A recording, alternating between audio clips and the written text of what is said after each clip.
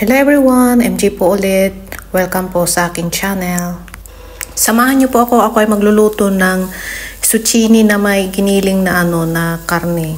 So igisa natin yung giniling, hindi ko po yun i-marinate. Tapos magdadagdag ako diyan ng bawang, tapos sili. Haluin natin mabuti, tapos idagdag natin yung zucchini na hiniwa ko ng strips. Ito yung yung seasoning niya na gagamitin natin. Paghaluin yung oyster sauce, light sauce, chicken powder kung gumagamit kayo, starch, tapos tubig. Haluin pong mabuti, tapos itabi po muna para mamaya. Tingnan natin yung ating ginisang zucchini, haluin natin. Tapos dito idadagdag na natin yung yung seasoning niya na ginawa natin. Yun yung oyster sauce solution.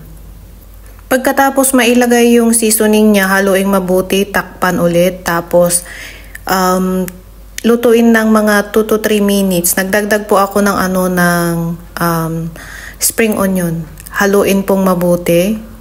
Tapos ayan, ganyan lang po kabilis, ganyan lang po kadaling lutuin. Kailangan po yung zucchini hindi po siya overcook.